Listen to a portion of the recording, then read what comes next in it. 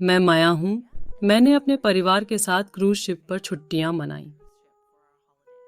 मैं विश्वास के साथ कह सकता हूँ कि यह वो घटना है जिसे मैं कभी नहीं भूलूंगी।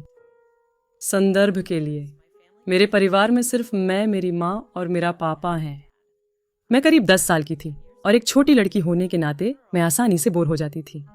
मेरे माता पिता बाहर गए और मुझे बच्चों के जोन में छोड़ आए। यह एक जगह थी जहां माता पिता अपने बच्चों को क्रू के स्टाफ की निगरानी में छोड़ सकते थे। मैंने वहां कई और बच्चों से मुलाकात की और जल्द ही मैं 2 लड़कियों की दोस्त बन गई। आइए हम उन्हें एमिली और रोजा कहते हैं, जो मेरी उम्र की लगभग थीं। जैसे ही हम सभी बातचीत कर रहे थे, रोजा ने सुझाव दिया कि हम छुपन छुपाई खेलें। उसने एमिली से गिनती करने को कहा और मुझे पकड़कर कहा कि उसे एक जगह पता है जहां एमिली हमें कभी नहीं ढूंढ पाएगी। तो जैसे ही एमिली गिनती शुरू कर दी, रोजा ने मेरा हाथ पकड़ा और मुझे छिपने की जगह दिखाई। रोजा ने दरवाजा खोलते हुए नीचे की ओर एक सीढ़ी की तरफ इशारा किया। रोजा बोली, हम वहां नीचे जाते हैं। पहले मैं थोड़ा हिचकिचाया क्योंकि क्रूज स्टाफ ने बोर्डिंग से पहले सभी को बताया था कि सिर्फ स्टाफ ही इस इलाके में जा सकता है। लेकिन रोजा घिसटती रही तो आखिरकार मैं मान गया। जैसे जैसे हम सीढ़ियों से नीचे उतरे, हम छिपने के लिए कमरों की तलाश करने लगे और तभी मैंने उसे देखा। वो गलियारे के आखिर में एक बड़ा लकड़ी का दरवाजा था। जैसे जैसे रोजा और मैं करीब आए, हम उस दरवाजे पर जमी धूल देख सकते थे।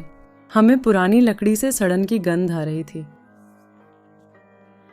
पीछे मुड़कर देखें तो वो सारे संकेत चेतावनी भरे थे, पर रोजा और मैं ना समझ थे, इसलिए अंदर चले गए।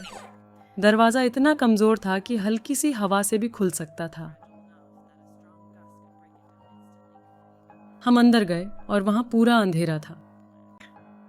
रोजा के पास अपनी जेब में एक छोटी फ्लैशलाइट थी और हम उसी का इस्तेमाल करके कमरे को रोशन किया। हम एमिली की आवाज की धीमी आवाज सुन सकते थे जो हमें ढूंढ रही थी और हम हंसी नहीं रोक सके। हमें मालूम था कि एमिली को हमें ढूंढने में वक्त लगेगा, जो हमें काफी मजेदार लगा। लेकिन उसी समय चीजें बिगड़ने लगीं। रोजा उठी और उस पुराने कमरे की खोज करने लगी। उसने फ्लैशलाइट अपने साथ ले ली तो मुझे अंधेरे में छोड़ दिया गया। उसने मुझे दरवाजे पर रहने को कहा ताकि मैं एमिली के आने पर नजर रख सकूं।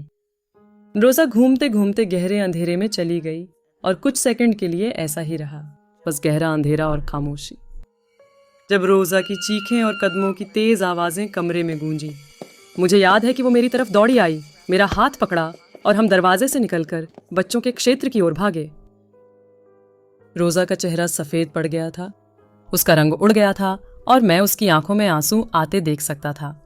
मैंने उससे पूछा कि क्या हुआ और उसने मुझे बताया।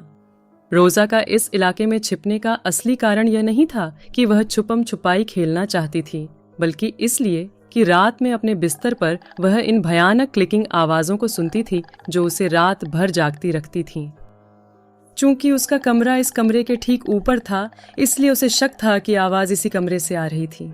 जब रोजा अंधेरे कमरे की खोज कर रही थी, उसने वही क्लिकिंग आवाज सुनी जिसे उसने हर रात सुना था और उसकी ओर बढ़ी।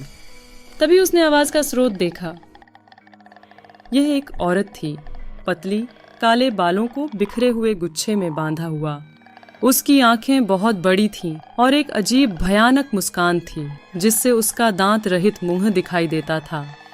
फटे हुए कपड़े पहने थे और जहां नहीं फटे थे वहां खून जैसा कुछ लगा हुआ था। उस औरत ने रोजा को देखा और घुटनों और हाथों के बल कुत्ते की तरह पीछा किया।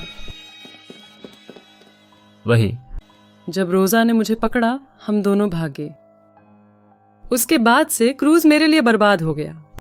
रोजा अब बच्चों के आसपास नहीं आती और रात को मुझे उसके डरावने सपने आने लगे हैं। सौभाग्य से क्रूज जल्द खत्म होगा। मैं उस डरावने नाव से दूर होने पर बहुत खुश था।